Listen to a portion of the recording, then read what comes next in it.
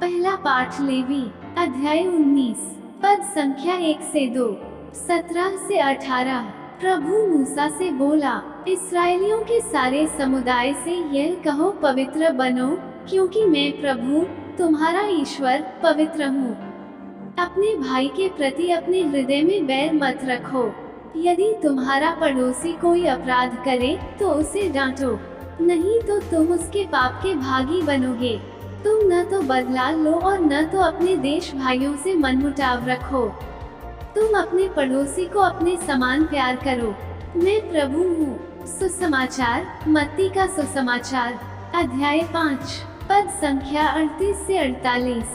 तुम लोगों ने सुना है कि कहा गया है, आँख के बदले आँख, दांत के बदले दांत। परंतु मैं तुमसे कहता हूँ, दुष्ट का सामना नहीं करो। यदि कोई तुम्हारे दाहिने गाल पर थप्पड़ मारे तो दूसरा भी उसके सामने कर दो। जो मुकदमा लड़कर तुम्हारा कुर्ता लेना चाहता है, उसे अपनी चादर भी ले लेने दो। और यदि कोई तुम्हें आधा कोस बेगाड़ में ले जाए तो उसके साथ कोस भर चले जाओ।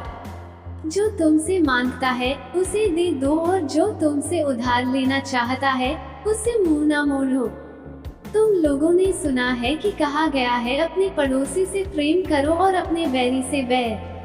परंतु मैं तुमसे कहता हूँ, अपने शत्रुओं से प्रेम करो और जो तुम पर अत्याचार करते हैं उनके लिए प्रार्थना करो।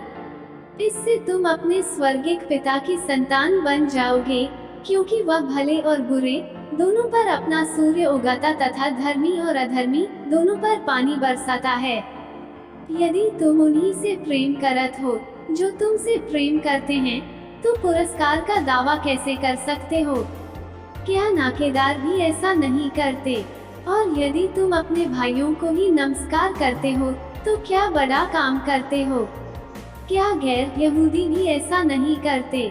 इसलिए तुम पूर्ण बनो, जैसे तुम्हारा स्वर्गिक पिता पूर्ण है। मनन चिंतन। आज का सुसमाचार यीशु के पहाड़ी उपदेश का एक हिस्सा है और इसमें धर्मी और पवित्र जीवन जीने की शिक्षा दी गई है।